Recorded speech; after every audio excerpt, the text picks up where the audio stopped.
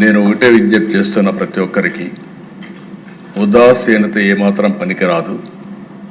ఒకవేళ కావాలని చేసుంటే ఏదైనా కక్కుర్తిపడి కలుషితం చేస్తుంటే మాత్రం చాలా సీరియస్గా ఉంటాం.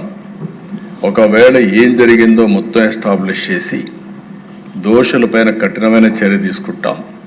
మళ్ళా ఒకసారి విజ్ఞప్తి చేస్తున్న రాష్ట్రంలో ఉండే ప్రతి ఒక్కరు కూడా కల్తీ చేయడం కానీ అడల్ట్రేషన్ రావడం కానీ ప్రజలకు ఇబ్బంది కలిగే విధంగా ఎవరు ప్రవర్తించినా ఈ ప్రభుత్వం ఉదాసీనంగా ఉండదు, చాలా కఠినంగా ఉంటాం.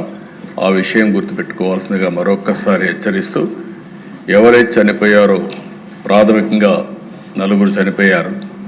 ఆ 4కి ఒక 10 లక్షల రూపాయల చొప్పున ఆర్థిక సహాయం చేస్తూ, అదే సమయంలో ఎవరైతే హాస్పిటల్లో ఉన్నారో వాళ్ళని పూర్తిగా రికవర్ అయ్యే వరకు వారికి ఎంత డబ్బులైనా ఖర్చు అయినా ఆ డబ్బులు కూడా ఖర్చు పెట్టి వారికి పూర్తిగా సహకరిస్తామని చెప్పి మరొకసారి తెలియజేసుకుంటూ, చనిపోయిన కుటుంబాల పట్ల నా ప్రగాఢ సానుభూతి తెలియజేసుకుంటూ, ఆ చనిపోయిన వాళ్ళకి ఆత్మశాంతి కలిగాలని భగవంతుని ప్రార్థిస్తూ